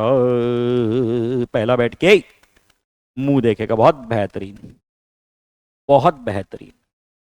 बहुत शानदार। यहां पे क्या करें मास्टर, आपने लिखा है y इक्वल टू एफ के अंदर जी एक्स, आपने लिखा है y equal to f of g x. इसको रीड पता है कैसे करते हैं, इसको रीड ऐसे करते हैं y equal to f of g x, ऐसे रीड करते हैं। तो पहले आप सबसे बाहर वाले फंक्शन को डिफरेंशिएट करो, dy बाई डी एक्स को आप लिख दो, बाहर वाले फंक्शन को डिफरेंशिएट करो, एफ डैश अंदर जो भी है उसको पड़े रहने दो, अंदर जो भी उसको बैठे रहने दो, इनटू मल्टीप्लीकेशन ऑफ अंदर वाले का डिफरेंशिएशन, अंदर वाले को डिफरेंशिएट कर दो। ये आ गया आपके सामने डिफरेंशिएशन। मास्टर एक एक एग्जाम्पल करके दिखा दो दोनों का, तो थोड़ी तसल्ली मिल जाएगी दिल को। कर लेते हैं, लो भैया पहले आ गया तुम्हारे सामने product rule, y equal to sine x into cos x, y equal to sine x into cos x. इसको डिफरेंशिएट करेंगे, d y by d x कितना बन जाएगा, ये पहले को डिफरेंशिएट करो, दूसरा बैठ के क्या करेगा, मुंह देखेगा, साइन का कॉस, कॉस बैठ के मुंह देख रहा है, प्लस सेकेंड का डिफरेंशिएशन, कॉस का डिफरेंशिएशन क्या होता है सर, वो होता है माइनस साइन, और साइन बैठ के क्या कर रहा है, मुंह देख रहा है। तो ये आ गया डिफरेंशिएशन थ्रू प्रोडक्ट रूल, ठीक है, sine x into cos x. अब दूसरी तरफ मैं क्या लिख रहा हूं, दूसरी तरफ मैं लिख रहा हूं y इक्वल टू साइन के अंदर कॉस एक्स, साइन के अंदर कॉस एक्स। तो डिफरेंशिएशन क्या बन जाएगा, d y by d x, sine का डिफरेंशिएशन करो वो बना कॉस, अंदर वाले को अंदर बिठा के रखो, अब अंदर वाले को डिफरेंशिएट कर दो, तो कॉस का डिफरेंशिएशन माइनस साइन एक्स। ठीक है बात, इतनी बात ठीक है सभी को, कोई दिक्कत कोई समस्या कोई तकलीफ किसी को भी नहीं है। अब थोड़े तगड़े वाले सवाल करवा रहा हूं, ठीक है, थोड़ा सा तगड़ा सवाल करवा रहा हूं चेन रूल का, ध्यान से देखना, चेन रूल के तगड़े सवाल, CHAIN। एक सवाल कराऊंगा एकदम भारी, जीवन में चेन रूल में तुम कभी नहीं उलझोगे। ये लो y इक्वल टू लिखते हैं, आओ, रूट के अंदर साइन के अंदर एक्स स्क्वेयर प्लस 2, ठीक, करते हैं इसको डिफरेंशिएट। सबसे पहला फंक्शन कौन है मास्टर, फंक्शन कितने हैं इसमें, अरे इसमें ध्यान से देखो, एक फंक्शन साइन, एक फंक्शन एक्स स्क्वायर प्लस 2 और एक फंक्शन रूट, एक फंक्शन रूट, रूट भी एक फंक्शन है। तो सबसे पहले इसको आप सवाल को कुछ ऐसे रीड करो, y इक्वल टू साइन के अंदर एक्स स्क्वेयर प्लस 2 और इसके ऊपर रूट, इसके ऊपर रूट। और पहला फंक्शन किसी, अगर आपको गांव में जाना है, कहां के गांव में, इंडिया के गांव में नहीं, नेपाल के गांव में, तो पहले तो नेपाल में एंटर करना पड़ेगा, फिर नेपाल के जो भी स्टेट होगा, जो जिला स्टेट में राज्य में एंटर करना पड़ेगा, शहर में जाओगे, फिर गांव में पहुंचोगे, जहां भी आसपास होगा वो कस्बा, है ना। तो सबसे बाहर वाला फंक्शन कौन है, सबसे बाहर वाला फंक्शन 1/2 है, root, root is the outer most function, फिर साइन फंक्शन, फिर 1/2 फंक्शन। तो आइए करते हैं इसको बड़े प्रेम से differentiate, D by d x of this function आप कर रहे हैं, तो पहले रूट डिफरेंशिएट होगा और वो होता है 1/2, पूरे को ब्रैकेट रीड कर लो, ब्रैकेट की पावर 1/2 माइनस 1 यानी -1/2, ब्रैकेट के अंदर साइन एक्स स्क्वायर प्लस 2 आपने लिख दिया, ठीक है, इतनी बात बिल्कुल ठीक है मेरे भाई, लिख दिया आपने, बहुत बढ़िया। अब क्या करना पड़ेगा, ये तो आउटर मोस्ट फंक्शन डिफरेंशिएट हुआ है, मल्टीप्लाइड बाय कंटिन्यूएशन में नीचे लिख रहा हूं मैं, मल्टीप्लाइड बाय अंदर वाले का डिफरेंशिएशन, साइन का डिफरेंशिएशन होता है कॉस, ठीक है, अंदर जो बैठा हुआ है एक्स स्क्वेयर प्लस 2 बैठे रहने दो, दूसरा फंक्शन डिफरेंशिएट हुआ, पहला फंक्शन डिफरेंशिएट हुआ यहां, अंदर वाले सब बैठे हुए थे, दूसरा फंक्शन डिफरेंशिएट हुआ यहां, अंदर वाले बैठे हुए थे, इनटू मल्टीप्लाई को मैं अलग कलर से रिप्रेजेंट कर रहा हूं वरना लोग एक्स पढ़ लेंगे उसको, ठीक है, इनटू एक्स स्क्वायर का डिफरेंशिएशन 2x, 2 का 0, तो ये आ चुका है आपके सामने आंसर, ये पूरा आंसर है, this is the answer, this is the answer. Low side में हट रहा हूं, लिखो जरा जल्दी, तेज रफ्तार में लिखो सब लोग। चलो तो फिर बात बढ़ाते हैं आगे तेज रफ्तार में, ये आ गया आपके सामने सवाल, आंसर आपको ऑलरेडी पता है, 10x का डिफरेंशिएशन sec स्क्वायर x होता है, लेकिन कैसे, आइए जरा करते हैं इसको वेरीफाई। y को आपने लिख दिया sin x upon cos x। अब कई बच्चे कहेंगे कि सर सीधे क्वोशिएंट रूल लगा दो, लेकिन मैं कभी भी क्वोशिएंट रूल लगाना सजेस्ट नहीं करता हूं। आई वुड से कि अप्लाई मिक्स्ड रूल, यानी प्रोडक्ट और चेन रूल एक साथ लगाओ। कैसे, इनको रीड करो, दो अलग अलग फंक्शंस की तरह। ये बन गया पहला फंक्शन, ये बन गया दूसरा फंक्शन, और अब लगा दो प्रोडक्ट रूल। कैसे लगाएंगे प्रोडक्ट रूल? पहले फंक्शन को डिफरेंशिएट करो, d y by d x क्या बन गया? पहले फंक्शन को डिफरेंशिएट करो, साइन एक्स का डिफरेंशिएशन कॉस एक्स, दूसरा function as it is cos x की पावर -1 यानी 1 बाय कॉस एक्स, तो ये बन गया 1, प्लस दूसरे फंक्शन को डिफरेंशिएट करो, ये बन जाएगा -1 इंटू कॉस एक्स की पावर -1 यानी -2, और अब अंदर वाले का डिफरेंशिएशन कॉस एक्स का डिफरेंशिएशन कितना बन जाएगा? माइनस साइन एक्स, तो माइनस माइनस बना प्लस, और यहां पे आपने लिखा साइन एक्स। ठीक है, और जो ऑलरेडी बैठा हुआ था वो तो बैठा ही रहेगा। तो ये एक्सप्रेशन को आप रीड कर सकते हो as 1 plus sine square x divided by cos square x, तो ये बन गया 1 प्लस टेन स्क्वायर एक्स जो कि होता है सेक स्क्वायर एक्स। ये आ गया आपके सामने आंसर। ठीक है, चलिए बात बढ़ा देते हैं आगे। सेम लॉजिक पे अगला सवाल आपके सामने आया है, y इक्वल टू कितना लिखा हुआ है? 1 माइनस एक्स बाय 7 की पावर -7। पहला फंक्शन कौन है जरा देख के बताओ मास्टर? पहला फंक्शन है पावर, दूसरा फंक्शन है अंदर वाला। कर दो इसको डिफरेंशिएट, कितना बन जाएगा? D y by d x कितना बन जाएगा? तेज रफ्तार में आग लगा दो, बिल्कुल रुकना ही नहीं है, धड़ाधड़ करते जाओ। -7 ब्रैकेट की पावर -7 -1 यानी -8, ये बन गया 1 माइनस एक्स बाय 7 इंटू अंदर वाले का डिफरेंशिएशन -1 बाय 7। ये आ गया आपके सामने आंसर, ये आ गया आपके सामने आंसर। ठीक है, ये बन गया 1 और ये बन गया 1 माइनस एक्स बाय 7 की पावर -8 यानी आंसर नंबर 2। चलो चलो चलो चलो चलो, बढ़िया, मैथ्स रिवाइज हो गया। अगला सवाल आपके सामने, साइन एक्स का differentiation cos x ln x square. पहला फंक्शन कौन है बेटा? पहला फंक्शन कौन है बेटा? पहला फंक्शन लॉग है, और उसके अंदर कौन है? उसके अंदर एक्स स्क्वेयर है। लॉग का डिफरेंशिएशन 1 बाई एक्स, ठीक है, लेकिन अंदर कौन है? 1 बाई एक्स स्क्वेयर। तो क्या बनेगा डिफरेंशिएशन? साइन एक्स का कॉस एक्स, 1 बाय एक्स की जगह 1 बाय एक्स स्क्वेयर। ठीक है, बाहर वाले फंक्शन का डिफरेंशिएशन। अब अंदर वाले का भी तो करो, एक्स स्क्वेयर का डिफरेंशिएशन कितना बन गया? 2x बन गया। बहुत बढ़िया। अब e to the power 2x को डिफरेंशिएट करो, e to the power x का differentiation e to the power x, e to the power 2x का differentiation e to the power 2x। अब इसको डिफरेंशिएट करो, क्या बन जाएगा? ये बन जाएगा इंटू 2। तो ये आ गया आपके सामने आंसर, ये आ गया आपके सामने आंसर। ठीक है, तो मेरे ख्याल से ये मैच हो गया answer. This is 2, this is the answer. चलिए बातें बढ़ाते हैं आगे। अगला सवाल, अब ये जनरल फॉर्मेट है, ये जनरल फॉर्मेट है। y इक्वल्स टू कुछ भी लिख देते हैं, इधर एक कांस्टेंट लिख देते हैं a, अंदर साइन ले लो, कॉस ले लो, कोई फर्क नहीं पड़ेगा। ये x प्लस कुछ भी c ले लो। ठीक, इसको डिफरेंशिएट करना है हमको, इसको डिफरेंशिएट करना है, dy बाई dx करना है हमको। तो देखो ध्यान रखना, जब डिफरेंशिएट करोगे ना तो कांस्टेंट मल्टीप्लाई में आ जाएगा, ये जो x के साथ जो है ना टर्म वो मल्टीप्लाई में आ जाएगी, और इसका कोई फर्क नहीं पड़ेगा। यानी सिंपली जो है उसमें k मल्टीप्लाई कर दो और अंदर की टर्म पूरी की पूरी एज इट इज लिख दो, अंदर की टर्म पूरी की पूरी एज इट इज लिख दो।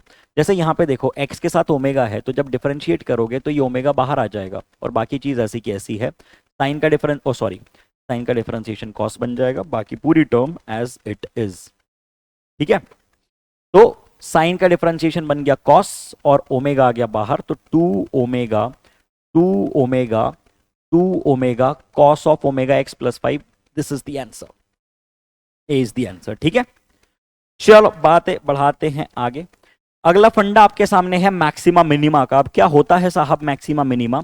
हमें मालूम है कि हर फंक्शन में, हमें मालूम है कि हर ग्राफ में कुछ हिस्से ऐसे होते हैं, कुछ हिस्से ऐसे होते हैं जहां पे वैल्यूज जाती हैं टुवर्ड्स द मैक्सिमम, और कुछ हिस्से ऐसे होते हैं जहां पे वैल्यूज जाती हैं टुवर्ड्स मिनिमम। यदि ये y वर्सेस x का ग्राफ है, तो चाहे मैं बात कर लूं मैक्सिमम की, चाहे मैं बात कर लूं मिनिमम की, दोनों की ही खासियत क्या होती है?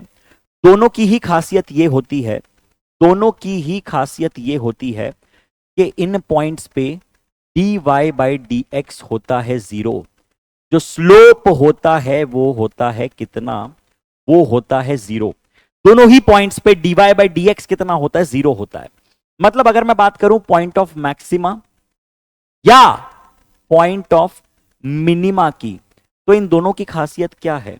इन दोनों की ही खासियत ये है कि जो स्लोप है dy बाई डी एक्स वो होगा जीरो। कितना होगा इनका स्लोप? जीरो होगा। अब अगर मैं बात करूं कि ये कैसे पता चलेगा कि कोई फंक्शन मैक्सिमा है या मिनिमा है, तो आपको एक बार फिर डिफरेंशिएट करना पड़ेगा। आपको एक बार फिर डिफरेंशिएट करके चेक करना पड़ेगा। यदि d two y by d x square यानी सेकेंड डिफरेंशिएशन की वैल्यू पॉजिटिव आती है तो ये है मिनिमा, ये है मिनिमा। और यदि सेकेंड डिफरेंशिएशन की वैल्यू, यदि डबल डिफरेंशिएशन की वैल्यू नेगेटिव आती है तो ये है मैक्सिमा। ठीक है। अब मास्टर ये आपने जो बात बोली ये हमारे समझ में तो पड़ी लेकिन फील नहीं आई। फील तब आएगी। चलो तो करते हैं इस पे एक सवाल। ये रहा सवाल, जरा रीड कीजिए क्या कहता है। Maximum value of the function, function आपको देके रखा हुआ है क्या? y equal to x cube minus 5x square plus 2, ये फंक्शन है और इसकी मैक्सिमम वैल्यू निकालनी है। तो पहले तो पता करते हैं कि किन पॉइंट्स पे फंक्शन मैक्सिमम या मिनिमम है। क्या कंडीशन होती है? कंडीशन होती है dy by d x equals to zero. तो डिफरेंशिएट कर दीजिए, ये बन जाएगा 3x square minus 10x equals to zero. क्या रूट्स बनेंगे? x आपने कॉमन निकाला, ये बना 3x minus 10 equals to zero, यानी या तो x की वैल्यू होगी zero, either x equals to zero और x इक्वल्स टू 10/3। ठीक है, x इक्वल टू जीरो या तो x इक्वल टू 10/3।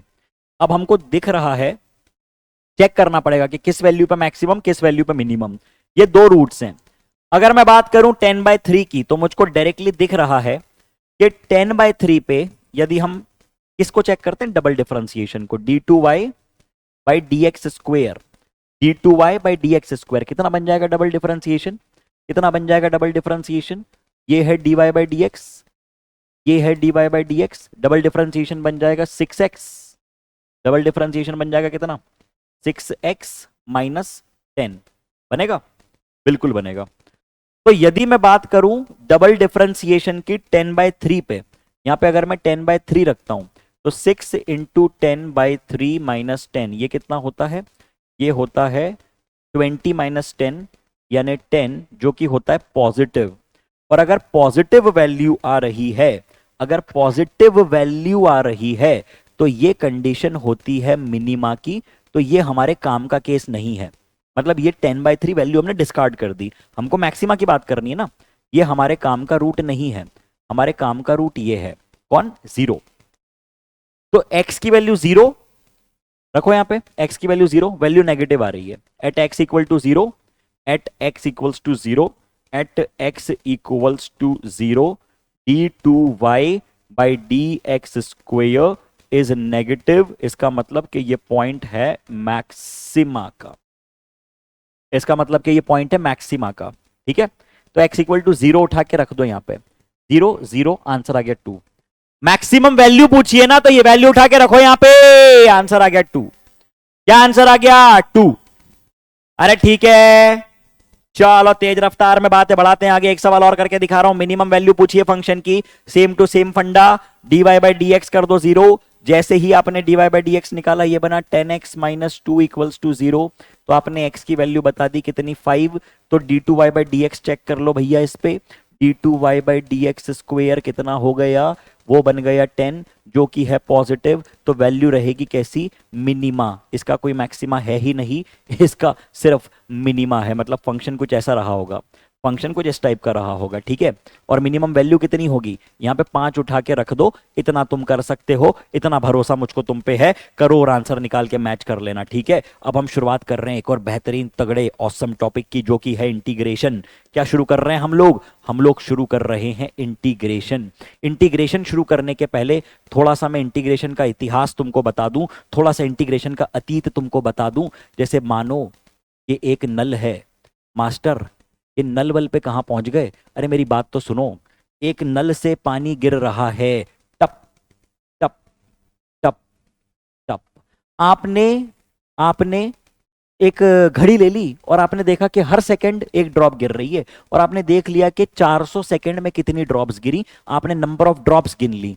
लेकिन उसके बाद क्या हुआ? मैंने बोला बेटा तुम ड्रॉप तो गिन रहे हो, बड़ी अच्छी बात है, बड़ा मजा आया, लेकिन तुम जो है इस केस में अगर ड्रॉप गिन के बताओ तो मैं मानूं। मैंने पूरा नल खोल दिया और पानी खल खल खल खल खल खल खल खल निकलने लगा एकदम तेज रफ्तार में। अब मैंने बोला कि बताओ कितने ड्रॉप हैं, अब आप नहीं बता सकते। क्यों नहीं बता सकते? क्योंकि ये जो फंक्शन है, इन दोनों फंक्शंस के नेचर में कोई अंतर आ गया है। और वो क्या अंतर है? ये जो फंक्शन है ये डिस्क्रीट फंक्शन है, और दूसरा फंक्शन जो है ये कंटीन्यूअस फंक्शन है। डिस्क्रीट फंक्शन के लिए आप डायरेक्टली एडिशन कर रहे थे, डिस्क्रीट फंक्शन के लिए आप कर रहे थे समेशन। क्या कर रहे थे आप लोग? समेशन कर रहे थे। किसका? फंक्शन का। कहां से लेके कहां तक? कहां से लेके आई की वैल्यू 1 से लेके एन तक समेशन कर रहे थे, एडिशन कर रहे थे, 1 2 3 4 एंड सो ऑन। कंटिन्यूअस में आपने क्या किया? कंटिन्यूअस में आपने कर दिया इंटीग्रेशन, और इसको हम रिप्रेजेंट करते हैं कुछ ऐसे, और लिमिट्स लगा देते हैं ए से बी। और ये क्या रिप्रेजेंट करता है? अगर आप किसी फंक्शन को एक पॉइंट से दूसरे पॉइंट तक लेके जाते हैं तो ये क्या रिप्रेजेंट करता है?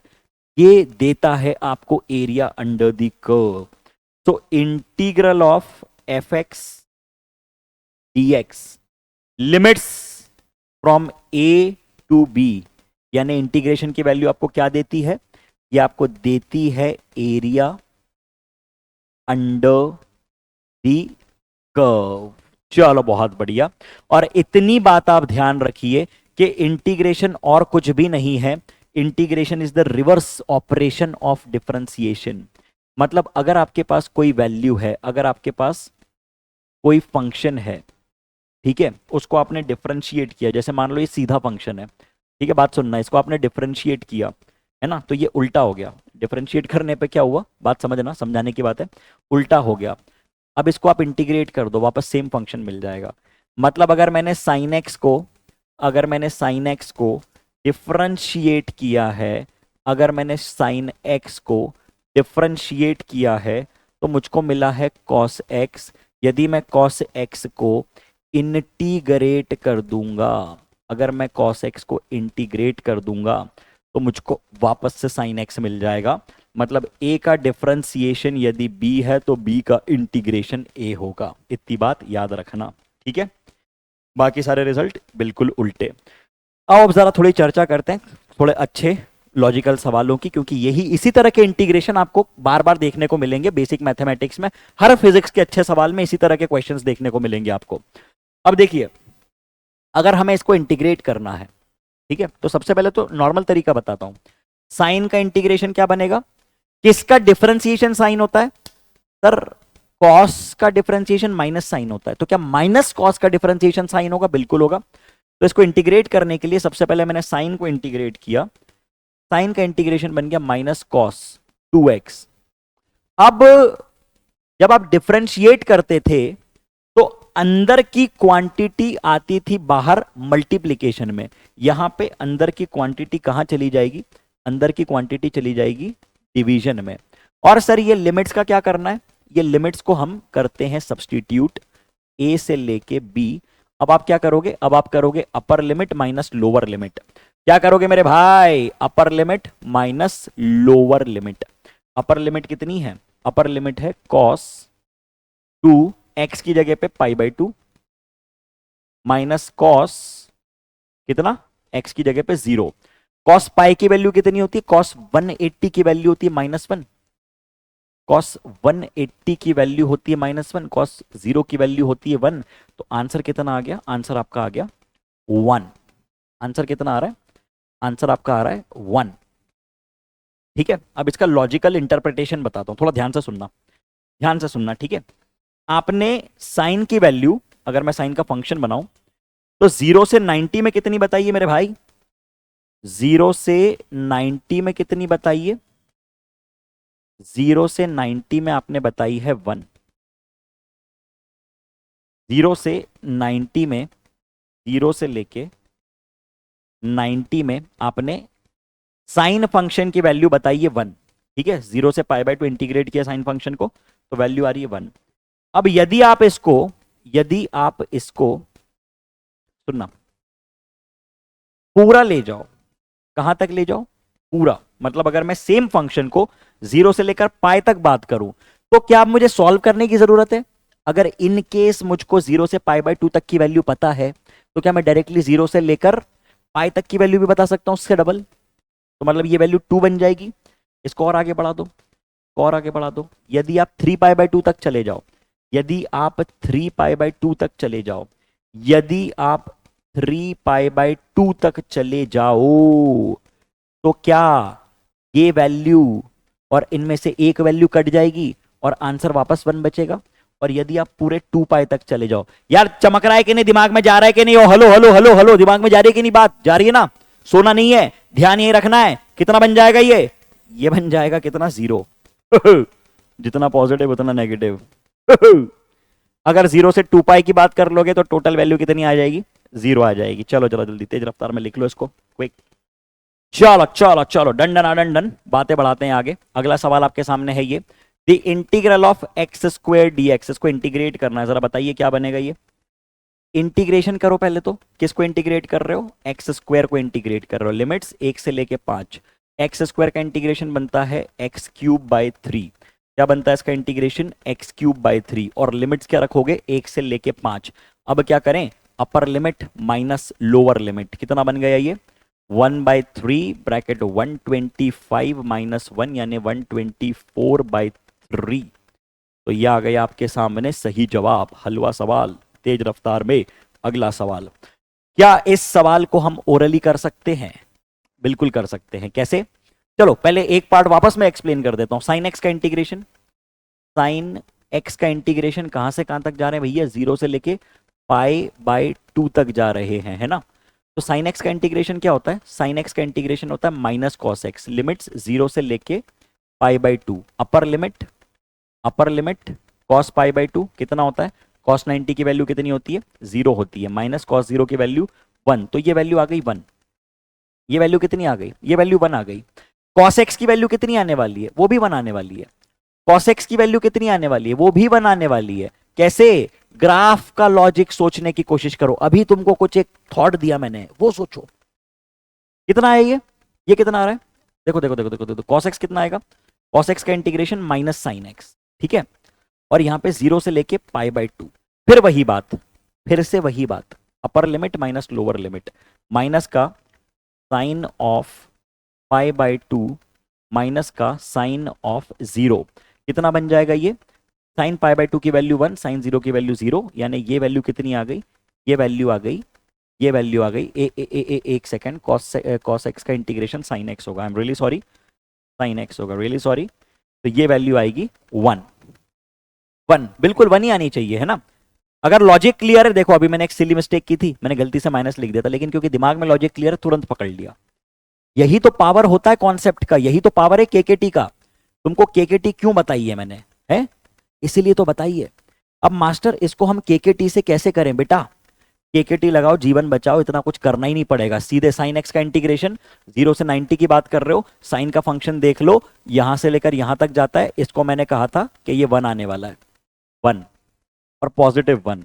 कॉस की बात करूं, कॉस का फंक्शन यहां से यहां तक जाता है और ये भी पॉजिटिव 1 है, ये भी पॉजिटिव 1 है। तो 1 + 1 आंसर आ गया आपका 2। 1 + 1 आंसर आ गया आपका कितना? 2। यदि यहीं पे मैं लिमिट कर देता 0 से लेके पाए, या तो 0 से लेके 2π, 0 से लेके 2π, तो ये पूरा फंक्शन 0, ये पूरा फंक्शन भी 0, नेट आंसर 0। 0 से 2π कर देता तो दोनों के इंडिविजुअली 0 हो जाते, आंसर आता 0। ठीक है, चलो बहुत बढ़िया। आखिरी सवाल आपके सामने आ रहा है, ये जरा पढ़ लो सवाल को। क्या कहता है? इसको इंटीग्रेट करना है। x⁴/4 + 1 का इंटीग्रेशन x, लिमिट उठा के रख दो 0 से 1, 0 से 1। तो 1/4 + 1 कितना होता है? तो 5/4 होता है। ये जवाब आपके सामने आ रहा है। अब एक बार हम चेक करेंगे लेंथ ऑफ द लेक्चर, है ना? लेंथ हमको 1.5 घंटे की रखनी है। करवाना मुझे वेक्टर भी था, तो क्योंकि अभी हमारा समय नियरली समाप्त हो चुका है और वेक्टर मजेदार चीज है, मैं उसको तेज रफ्तार में नहीं भगाना चाह रहा हूं, है ना? तो मैं इस पूरे डिस्कशन में वेक्टर भी लेके आया था, लेकिन मैं वेक्टर अभी आपको करवा नहीं रहा हूं। करवाना था मुझे वेक्टर, ठीक है, लेकिन क्योंकि हमने तल्लीनता से पढ़ाई की, मजे से पढ़ाई की, थोड़ा सा समय हमको ज्यादा लग गया, है ना, हम लोगों का 10-15 मिनट का थोड़ा सा ऊपर नीचे हो गया। तो ये वेक्टर मैं करवाऊंगा कब, ये वेक्टर मैं आपको करवाऊंगा मोशन इन अ प्लेन बताने के पहले। मोशन इन अ प्लेन के साथ खींच लेंगे हम लोग वेक्टर्स को, ठीक है। या तो मोशन इन स्ट्रेट लाइन के लेक्चर के एंड में भी ले सकता हूं मैं वेक्टर्स को, ठीक है। Point to be noted, vectors मैं आपको करवाऊंगा। चलिए, तो फिर मजा आ गया आज के सेशन में, धमाकेदार सेशन यार। अब जैसे पढ़ाया है वैसे ही खुद पढ़ो भी, रिवाइज भी करो और आग लगा दो बेहतरीन तरीके से। मिलते हैं अगले सेशन में, तब तक के लिए okay, bye, take care, thank you.